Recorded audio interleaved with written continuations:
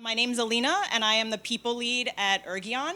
And I want to share some stories today with some real teams, real people, and real tests that we did, and also some real results that we saw from that. So just a couple statistics. We are a fully remote, all distributed construction tech company in the residential home improvement outdoor living space. A couple statistics, just to give you a sense of our geographic coverage. We cover about 40% of US households in our service area. On the people side, we're a little bit over 300 people around the world in about 38 different countries. We're really proud because we were recently named one of the top 25 startup employers by Forbes, and we are one of 3 in those top 25 that are fully distributed. I think with that, of course, comes a lot of opportunities and challenges. We have people from a lot of different backgrounds, coming from a lot of different places, but specifically in this context, also folks who are coming from to the company with a lot of different levels of technical experience. So I think something that we've been thinking about, a lot of companies have been thinking about, is are you waiting for people at your company to figure out AI, or are you creating an environment essentially where they have to? And on that spectrum, we decided to go pretty aggressively on the end that we wanted to really push folks to do this, and we thought that this is not only in the best interest of the company, but the best interest of our people as well. So I'm going to talk through some examples of 3 different departments where we ran tests and really made this part of what they're doing today. For us, we do not see this as an optional shift. We see this as something that we know is going to work. We just don't know exactly where it's going to break along the way. So it is not optional upskilling at our company. We really presented this as this is growth. In some sense, this is survival, and this is not something that we're letting people opt into. So let's talk about a few of the different teams that we tried this with. Probably the first and not surprisingly earliest adopters of this was our engineering team. But back in 2023, when we started pushing this, of course, we did hit with some resistance. I think engineers or any profession is coming from a place of, I studied for years at school to do what I do, and I'm not going to have something come in and code for me, right? I think also there was a space where people had maybe used templates online previously to code, and the output for that was really not very good in the last couple of years. So initially we had to overcome some of that with our engineering team.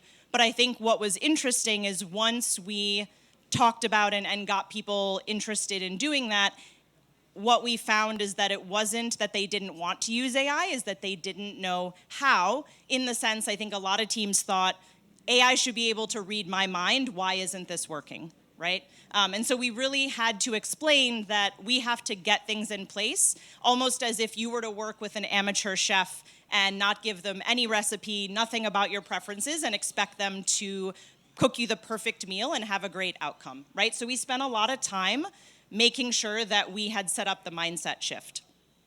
I think one of the most important things that we did early on is our CTO and our VP of engineering were actually spending 20% of their own time pair programming with GPT directly. And so what this did is it really helped them understand how are our engineers going to interact with this? How are we going to have this mindset? And pretty early on, we actually had a dedicated member of the team who came from more of an academic research background, who naturally was a very curious person that helped us set up these things and also make sure that we were getting good outputs and having standards that were put in place that would help us accept whatever was coming. We did have to refactor several sections of our code. And in the beginning, we decided we were not going to use a third-party tool for coding. Of course, we didn't know what was coming, but we really wanted to build this from the ground up so that our engineers really understood how these things work together, as opposed to using sort of a black box third-party tool. You know, at that time, and I think still today, we don't know what tools are going to emerge, what's going to be the Google of AI and code compilers, so we did decide to build this ourselves. This is not a technical talk, so don't get too excited, but I am going to take you a little bit through what we did on the technical side. So as I said, we did build our own GPT compiler from scratch. And essentially what this is it's a modular system where you can start from high-level requirements and then work with agents to perform actions along the way, which results in deciding where the code needs to be changed and then executing those changes at a file-by-file level. And this works pretty well for some things. What it doesn't work great for is it really depends on the skill of the engineer who's putting in the prompts. So for people who are really strong at prompt engineering, they got great results. For people who maybe weren't as strong at that, they got sort of mixed results. The other sort of pro about this is that it is fairly cost effective. It's sort of a divide and conquer technique. And so from just this GPT compiler, we were able to get to about 13% of our code being AI generated. So the next step for us was then starting to use use cases. And what we built, use cases are essentially a predefined workflow or framework where a template is created for a common use case by a skilled prompt engineer. And then anyone who needs to build something within that use case can do the input in plain text, and the rules and the prompt will come in from the template so that they can execute things themselves. And using the use cases, we got to about 30% of our code being AI generated. And it also opened up a lot of opportunity for our product team, for example, because if they wanted to do something that's fairly low complexity, like I'd like to add a table to this part of the app, something like that, we have a use case for that, and they can use that use case. So we actually started a mandate where if there is a use case for something, you must use the use case. And this really helped free up some of our engineering team. So if there's a use case for something, they are not spending any time implementing that. They are spending time on architecture and complex decisions and a lot of problem solving. So where do we go from there? I think, in the last quarter, we have taken that base and switched to sort of what we see as our dream compiler today, at least from what we know. It seemed like a good time for us to then switch to a third-party tool. We are using Claude Code today.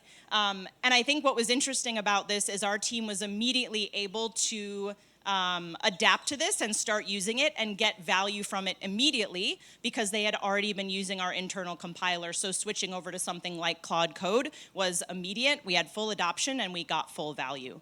The other thing that Claude Code has been really helpful for is prototyping. So our team can create an MVP of a product or a feature in the brainstorming phase and actually test that for feasibility because Claude Code is connected to some of our business standards, our rules, and our database, and of course our code, so that even when we're brainstorming, we can check for feasibility of new features. So some of the results of this, I think it's really important to track specifically in the beginning, track adoption, not necessarily the outputs and the outcomes that you're getting. Because initially you just want to encourage people to get curious and use this. So what we did is every week we have a business review meeting where we review all the metrics of the business. And one of those metrics that we review is the percent of our code that is AI generated. As you can see, it's gone a little up and down here. We're at about 30%. I checked yesterday, and for April, we're at about 50%, so we are trending in that direction, but it's something that we talk and put out in front of people every week in this business review meeting.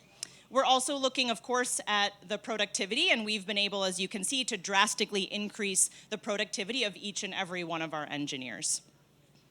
So let's talk about another team that maybe is slightly less obvious than engineering.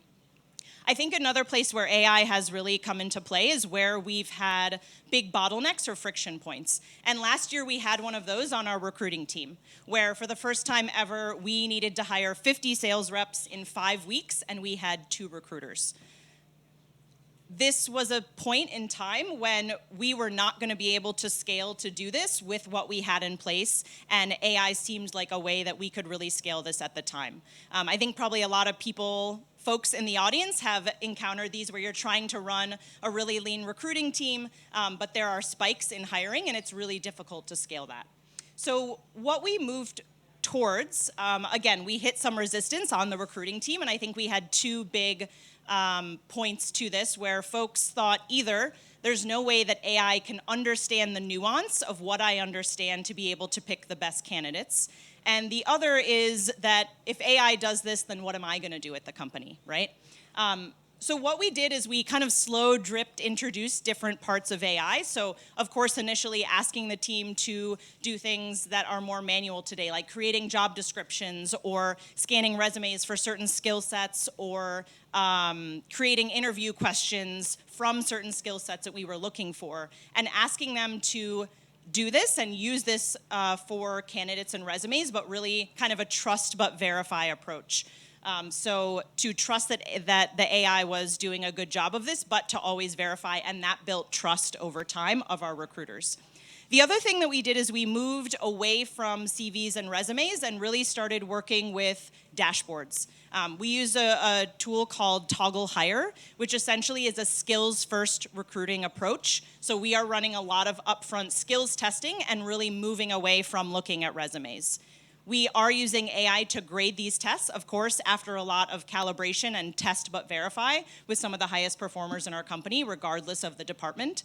But what we ended up with then was essentially a comprehensive data dashboard for each candidate, where really recruiters could have a full picture and really challenge this intuition that recruiters felt that they had when we had data. And we did have a few really interesting examples, either where a recruiter there would be candidates surface that a recruiter thought they would have overlooked if not using this tool. We also had some really interesting instances where, for example, we passed someone to a second interview, the sales hiring manager, whatever have you, looked at the resume and said, I don't think this person's right, I don't think we should do this interview, let's not move forward. We pushed back and said, we're trying this new skills-first approach, let's have the interview and calibrate. And the specific instance I can remember is that absolutely that person got a super strong yes, passed through that stage, and really challenged how people were thinking about this. So what we were able to do after implementing that is the number of applications that our recruiters could handle, as you see, basically went through the roof over the last couple years. So we are really able to continue to have a lean team and even go through those spikes. Another thing that improved is that we were able to really improve our candidate experience. Because we're doing skills testing and those tests are being graded by AI, candidates are immediately able to see how they did on those tests, and they are automatically moved to the next stage without a recruiter touching anything. So really our response time drastically increased, and people getting to that first interview stage, we were at about 7 days before, and now we're down to, 9 to 2 for time to interview. I think for our recruiters, it really was about starting small and helping them understand, because what they saw over time is when they weren't involved in a lot of this manual candidate admin, they actually spent more time with hiring managers understanding the strategy and sometimes even challenging what we were looking for in candidates that overall improved the process. The third team I want to talk about is sales, where we hit another bottleneck. So as you might imagine, as we had these huge influx of salespeople, we do run a boot camp for most roles in our company, which is essentially the final stage of the interview process for us. It's paid training that everyone goes through, and the biggest piece of these boot camps for sales is mock calls, which essentially was when they were doing live calls with senior leaders on the sales team to test if they could understand our customer desires, understand our product knowledge, understand how to overcome objections, help people get to the best result. And obviously this was something that couldn't scale in a 50-person boot camp, and people were burning out, and even our best sales reps in the boot camp, our most promising candidates, were maybe getting 1 to 2 sessions a week with senior leaders to do these mock calls. So in sales, it was a little bit different. We have a very tech-forward director of sales, and he's been playing around with generative AI and LLMs ever since 2023. And when 3.5 came out, he decided that he was going to test it and see if it could sell him something. He went and did that off on his own, and he was really blown away by how good even 3.5 was at that time at selling him something. And so he brought the entire sales team together, and he did a live demo for the team. And I think for people at that moment, it was a bit of a shock and awe moment for the team. I think there was also a little bit of fear there, because they really witnessed, maybe for the first time, firsthand some of the actual superiority of what AI was able to do in terms of salesmanship, objection handling, things like that. So I think for the sales team, they needed to have that kind of critical moment. And for some teams, you may have to design that to really just put it right in front of people's faces. So what we did is we actually decided to work with a third-party tool for our sales team. We work with a company called SMTP, which stands for Sell Me This Pen. And essentially, we worked with them to build in models of our customers, our product, common objections, customer desires. And essentially, this is now a platform that our sales team can interact with in their own time, in a safe space. And then the really powerful part is after that, they are immediately getting a QA score as well as live feedback where they can interact with AI and understand how could I have sold that better? Where do you think I didn't handle that objection well? Was there any part of the process that I missed? Was there something that I missed on product? And they can interact in their own time with that agent. So what that meant, of course, is that instead of people getting 2 to 3 mock calls a week, they were able to sit at their computer in their own time and build their confidence, getting 4, 5, 6, 7, 8 mock calls working with an AI agent in one day. And so, of course, as you might imagine, the resources that we were putting forward from a leadership perspective went way down. And also when we tracked the time to close, so typically we were seeing people would graduate from boot camp and about 45 days later, they would get their first close at the company. Which sounds crazy today because now our expectation is you are getting your first close while you're still in boot camp because the amount of exposure that you've had and the amount of practice you've had, confidence building, is so much more than it was before. So what we're doing sort of now in terms of next level analysis is we are really diving in to use this for QA, but also for looking at strategic things we're doing in sales. So to give you a specific example, we recently rolled out a price guarantee in some of our markets. And so what we're able to do with this tool, all of our calls are video calls with customers, and those are recorded. And we can go into this tool and do a search and say, okay, we just rolled out price guarantee in these markets. Show me all of the places where a salesperson mentioned price guarantee. You can see who's using the rollout, who, in what context they're talking about price guarantee, and we can analyze how customers are reacting to it. So it's become a really powerful tool where we say, okay, we need to upscale this part of the organization because they're not really leaning into price guarantee, or customers are reacting this way, maybe we were a bit off on our research. I think the thing across all these teams that has been fairly common is that we really needed to address the central vision before we ever talked about tools. So talking about the why before the how was really important in all 3 of these teams. And so if you think about central vision, where are you getting that why from? For us, that was we really needed to align what we were doing to our values. We believe this is going to change everything in a way that every department works, in the way that we define talent, in the way that we talk about our central mission. And so for us, we have 3 values at the company, and they are integrated into everything that we do. They are on performance reviews. They are in every meeting, every training. We have emojis for them. We're constantly using these words in conversations, and we use them when we have to make hard decisions and decide on trade-offs.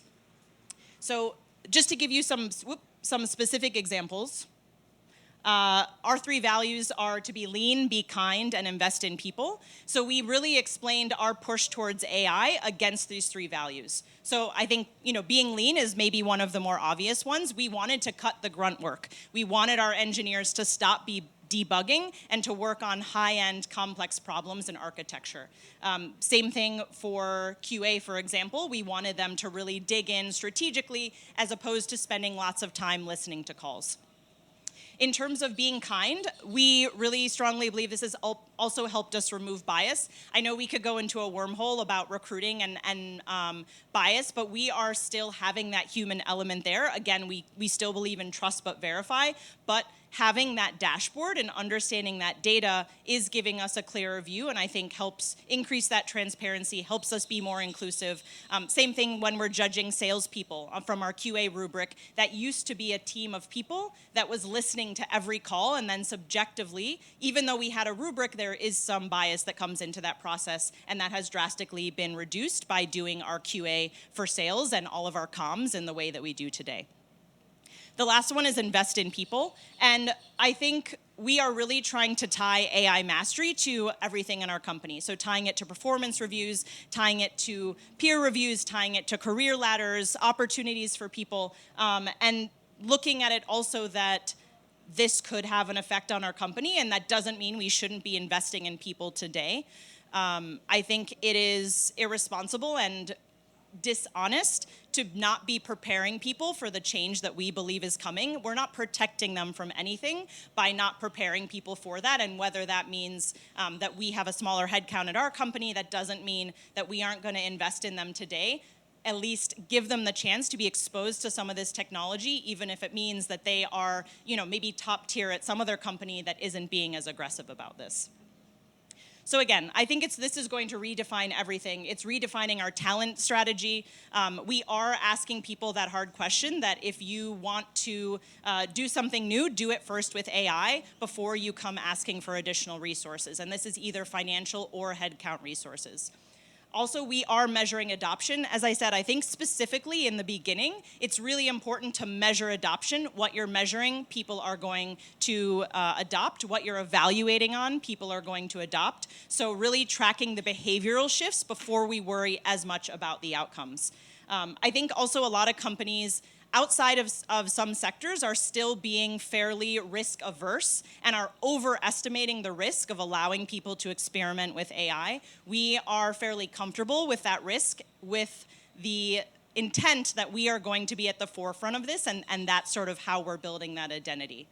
And in terms of incentivizing, we really see this today, and we have been very transparent about this. This is a baseline expectation for our managers, that they are using AI, they are encouraging their teams to use AI, because we really believe that their teams are looking to them to see how much should I be integrating this, how much do I have to use this, and for us, it is a leadership differentiator at our company.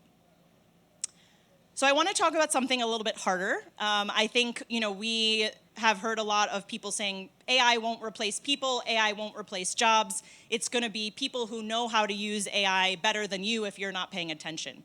And I think the reality is that we have seen this happen in our company already. And when this does happen, I'll give you a good example. We used to have a team of, I think at height, probably about 12 people who were doing communications QA at our company. There came a point, and we have seen this in several roles, where AI has been able to automate some of these manual tasks to the point where it's not lean to keep someone in that role, and in some sense, it's not lean to have that be a role at our company. And so what we've done is we've really tried to beef up our internal mobility program, and I would really encourage people to take a look at this today. So to give you some specifics, our QA team, some of them moved and became amazing sales reps because they've been listening to sales phone calls for the last 5 years, and they know everything there is to know about how to sell some of our products. Some of them also moved into our revenue ops team, and we also had some move into workforce management, depending on what they were interested in. But there are going to be times when we can't do that, especially if every department is going through this at the same time. And that's why we developed a pretty robust outplacement program.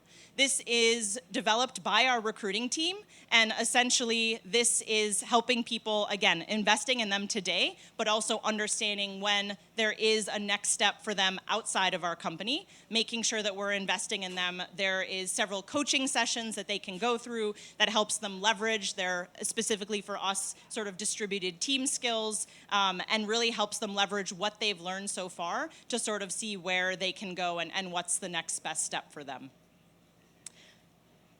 I think when we talk about the remote context, when we first saw this emerging, we had a sort of a bit of a panic moment because one of our superpowers as a company was that we could build remote, highly talented teams really quickly from around the world. And as a highly operational business, as you can imagine in construction, we've got permits, we've got regulations, all this software that backs up the operations.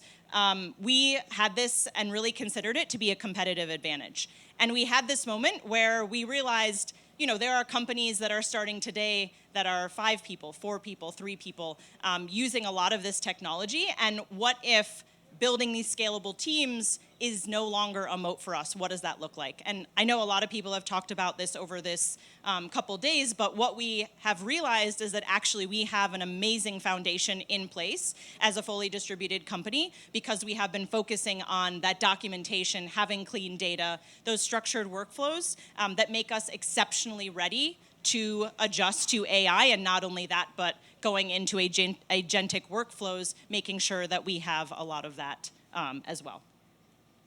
So I think there are a couple things that you can just think about doing today. For us, we had a lot of success where we looked at the bottlenecks. We also asked people, what are you procrastinating on? What are you not doing? And maybe we can help with some of that work using AI. We also, I would encourage you to run sort of no option, but low stakes experiment. I can't say we fully did this on some of our teams. On engineering, for example, we said to our engineering team, for the next 2 weeks, no one can do anything but code using AI. And that was a bit aggressive. And I think that, I wouldn't call it low stakes, but it was effective and it did get people to think about this in a different way. Again, measure adoption initially, not the efficiency, because it's really about getting people to be curious and start using these tools. Also, reward AI mastery as you see it. We have even built sort of parallel career ladders and paths for people when they are really pushing innovation, which allows them to grow more quickly and even reach higher levels of compensation at the company at the same time. So I think if anyone from my company came to me today, or anyone in the audience said, did you use AI to help you put together this slide, brainstorm, record interviews, summarize this for you, build a timeline? I said, heck yeah, I did. And I think we really need to normalize that in our companies, because it seems crazy to me that we're not using all of the technology presented to us and available to us, because this is absolutely happening, and we're just investing in people by being as forward about it as we can. Thank you very much. Hi, Alina. Thanks so much. This is really informative. My question for you is, I'm curious how you hold people accountable to using AI and what the result of that is. You talked about it a little bit, but that's one thing that we struggle with as a company. Yeah, great question. I think we do this sort of differently at different levels. I can think of a few specific examples. In engineering, as I said, where we were first, we really were every week presenting the percentage of code, and we could tell who was interacting with AI, to the point where we'd even ask people to say, like, how many prompts did you do last week, right? And it wasn't that we were necessarily docking people for that or anything, but it was more about putting it out in front of people. Something that we did, for example, well, that's a little bit easier when you're using a tool like SMTP. On the sales team, for example, we could see who was adopting that tool and who was using it, and it did take some time for people to adopt that on the sales team specifically. So I think we've been using it for about 6 to 8 months, and in January we just hit 95% adoption. So it did take some time, but we were able to measure that in the tool and talk about it, and give live stories of how this was helping people who was really getting promoted or moving to the next level based on their numbers in sales, and how those two tied together. The last thing I'll say, that from a manager level or from the department head level, it tends to swing between it was every quarter, now it's about every month. We have a department head meeting where we ask each department to present what they're doing with AI, how they're innovating, and bringing that to generate ideas and also show people. But it makes you think a little bit if in a month you have to come to a meeting and talk about what you're doing new and what you're pushing in your own department.